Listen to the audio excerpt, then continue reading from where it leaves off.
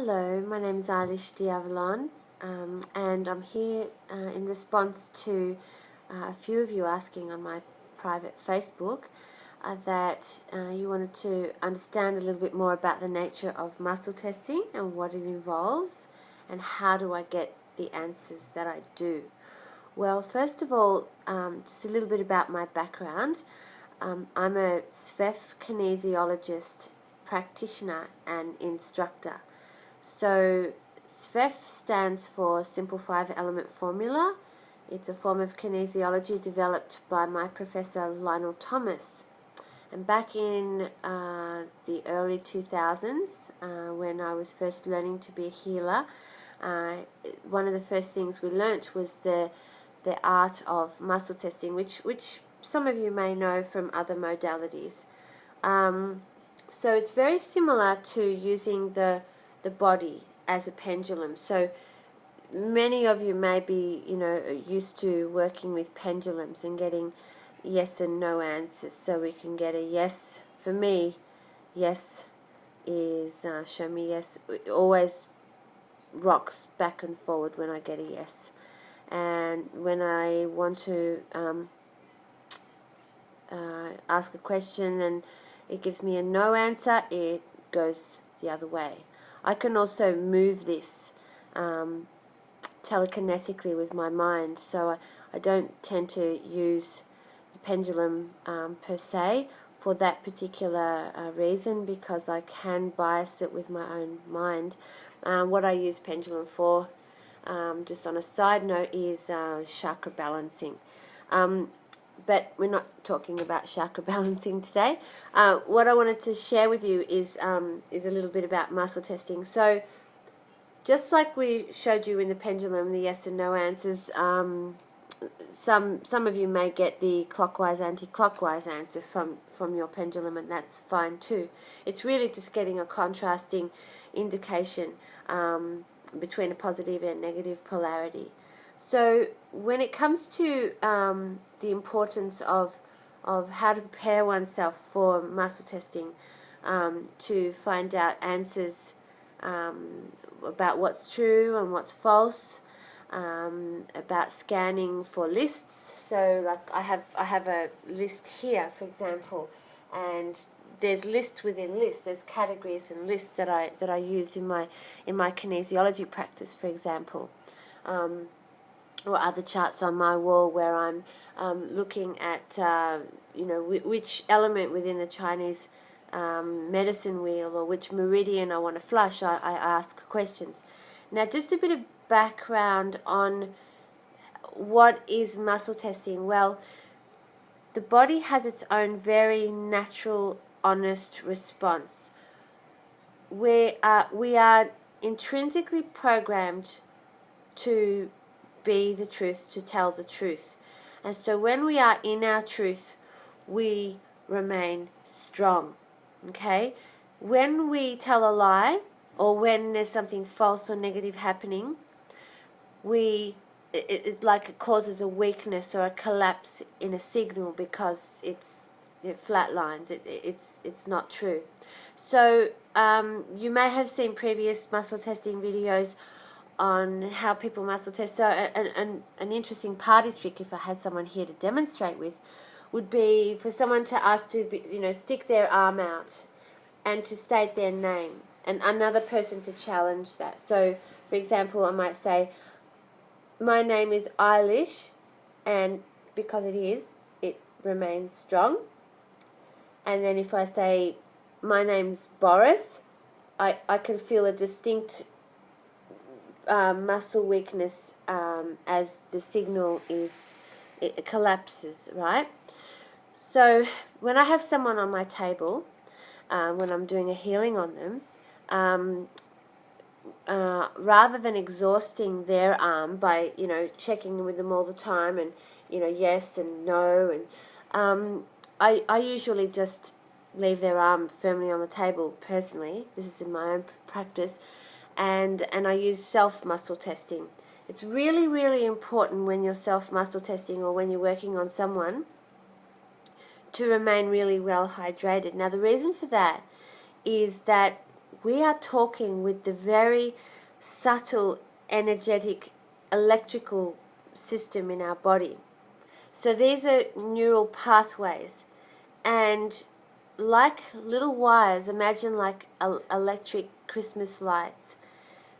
You know, you've probably all had the scenario where you've wanted to connect up Christmas lights, and you take them out of the box, and like there's a globe that's blown and the whole thing won't work. The circuit's just not connecting because one thing's out. What happens with neural pathways is the same thing. So, for example, we have when we're dehydrated, those neural pathways shrink and separate. And as they shrink and separate, the communication's gone, and we are communicating with the subtle energy signals within our body. And so it's really important when you're beginning to learn muscle testing, or when you're doing it as a practitioner, or even just as a person interested in it for your own true and false questions or predictions, is to remain really, really well hydrated. It's really important whenever you feel yourself going dry to rehydrate and rehydrate and rehydrate. Okay, so it's really important to have a really pure source of water. That's why I'm a really big stickler for clean water as well in my activist life. And so first thing is be really well hydrated. The other thing is that you want to make sure that you're emotionally and physically well balanced. So, you know, things like asking when you're calm, making sure you're well rested, well hydrated, as I've mentioned before. These are all really good personal checks so that you're not going to get a false signal, okay? So another good thing to do is do a few little self-checks. Now, a really good instant balance before you start muscle testing is if you wanted to just do a quick balance on yourself, is just to put your arms straight out, cross them over, lace your fingers, pull them into your body, and rest your arms right against your heart. And I can feel that straight away. Okay, I just feel clearer, more well balanced. Okay. Now another one you could do, and you can just do that and hold that for as long as you want, right? Another one you can do is you can hold all 5 fingers on your navel, over your navel. So just do that and make sure your navel's right in the middle, and hold your fingers over your navel with one hand, and with the other one you can place it over your forehead, and just feel like you're emotionally balancing yourself. Another one is putting the palms of your hands over your eyes and resting your palms on your face. These are all good pre-clearances, if you like, to an accurate muscle test. Just telling you some preliminaries so that you can prepare yourself so that you're not unbiased or unbalanced when you're asking. Now, so make sure you drink lots of water. And then to begin, we want to program ourselves because we're going to do self-testing here, okay? So we're checking in with our higher intuition, our higher truth, our body's own knowledge of what's true and what's not true, our gut feelings, and really tuning into that subtle electrical signal within our own body. So the first thing to do is think of a really positive event in your life, something where you were happy, which really happened, and you were feeling awesome about it. Now, with your testing hand, you can do different ways. Some people like to challenge like that, okay? Some people like to challenge by holding strong apart and then trying to close them. Another way you can do it, which I've seen, is doing like this and trying to separate, and a weak signal will separate. Another one, which I prefer and which I use all the time, is putting my ring finger because it just feels like good leverage, and it's also the emotional finger. So it's the heart intelligence is the most intelligence. So I use my heart intelligence, my emotional finger, my ring finger, and I test it against my thumb. So a positive moment in your life where you felt really strong and true, and it really happened, and it's a real internal yes. You think about it and you hold strong, and that's your yes. Okay, that's your body setting itself into show me what's yes in every way. Now think of in opposition to that, let's look, or in contrast to that, let's look at a negative. So a negative would be like when you didn't get that job, or when you got disappointed about something, or when when you said something that wasn't true, or when someone else, or think about a lie that someone else had actually told you, but something negative, okay? So, and we can think about, the 911 conspiracy, for example. So we can look at that and go, did the mainstream media actually say that it happened? And what happened was actually what really, really happened. Or whatever you want to ask. And you can ask and challenge it again, and I get a no. Okay? So you can always tell, no matter who's talking, is what's happening, is it true or is it false? Okay?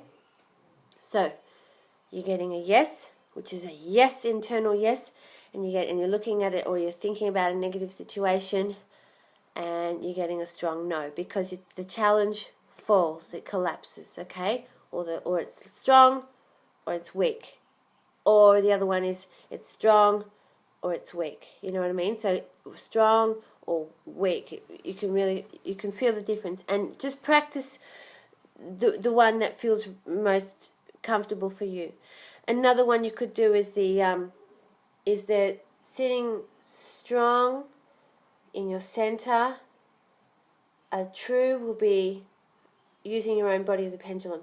A true will be your body falling slightly forward, going back into your center, and then a negative you'll feel your body going slightly back. For me, it's easier to do the whole body pendulum when I'm standing up, as opposed to when I'm sitting down, but I'm just giving you an example. So you can use the forward for yes and the negative for no, okay? You can do it that way as well. There's many, many ways of doing muscle testing, and I've only touched the tip of the iceberg. You can challenge others as well. Just make sure it doesn't begin to be a bit of an arm wrestle, which, when we're doing that and challenging other people, and people are really holding on strong, just tell them to relax, go into a body lock rather than an arm wrestle if you're working with someone else. Okay, so test that within yourself. Ask yourself something now. Okay, ask yourself, did it happen or didn't it? So ask, is it true or is it false? Okay, ask yourself something now. Try it. Just like you can try it with the pendulum. Show me yes, show me no. Okay, you can do it with your body. Trust yourself. Stay hydrated, stay well balanced. Ask yourself yes and no. When I'm talking to someone and they're telling me a story, is this person telling the truth? Is the person telling a lie? Okay? It tells me, okay? So, but I don't say it like that, because a lie is yes, isn't it? If it's a lie, it's a yes. So what I ask internally, telepathically within my own self, is I'm listening to them, I'm going, yep, no, it's not true. It's not true, okay? So true, yes, not true is the no, okay? So it's just a quick true or not true, okay? So check that. Now, if you're scanning a list, okay, so we've got the yes and the no, practice that one. when you're scanning a list, okay, categories of lists within those categories, okay, you're scanning a list. You're looking for the indicator. The indicator will then be the muscle weakness. So, for example, if I want to predict something, okay, or if I want to come to a number, and it might be a really big number, it might be 37,000, for example, of whatever I'm looking for, okay. So I go first by, I don't know how much I'm looking for, so I go, is it tens, is it hundreds, is it thousands, is it tens of thousands? And you know, these things I'm talking about are often to do with how many traumas within the body, how many toxic memories or how many suppressions within the body. I get tens of thousands that I have to weed out and pull out of people when I'm doing healing. So I'm just giving you an example. How do I get that number? How do we diagnose that? How do we get that number? So I'm giving you an example. So I go tens, hundreds, thousands, tens of thousands. I'm just giving you an example because I've already preset it for 37,000. I've just said it, right? So I know it's tens of thousands, but then I go, well, how many? 1, 2, 3. So I know it's 30,000, right? 31, 32, 33, 34, 35, 36, 37. And that's how I get the answer for how many suppressions or traumas or whatever within this body. So when I'm doing psychic prediction for people, because I also do readings, and this is how I accurately predict dates. This is how I accurately predict number of times of something, or how many days, weeks, or hours somebody's got to wait for something. So I go days, weeks, hours, whatever. I get the indicator. I get the 1, 2, 3, or whatever I'm asking. Okay. So whenever we are scanning a list, a verbal list or a physical list like that, we are scanning by holding as we're going down the categories. Boom, boom, boom, boom, boom. And then we get the one that we're looking for. And that's the way we know what meridian to flush or what nutrient to suggest to the person that they take for their well-being. This is how we can pinpoint, go backwards and forwards in time to predictions, but also into when we're doing medical detective work and we're looking at when did this trauma happen. So we count backwards, or we count backwards in years or months or decades. We can also do the same using muscle testing. So you can see that it's really good for someone that's telling the truth, if we want to know who's telling the truth. We can also use it in alternative medicines. I've taught this technique to a bunch of naturopaths when I was teaching muscle testing as part of my Chinese medicine teaching in San Francisco a few years back. So I have taught this technique abroad as well. It's very useful for alternative therapists to use. I also recommend it for anyone that's looking into psychic work and prophecy or predictions, as it will greatly improve your work. And anyone who wants to tell whether someone's telling the truth or not. So enjoy that. I hope that's been useful to you. And do ask me more questions and I'll be happy to answer them. Thank you.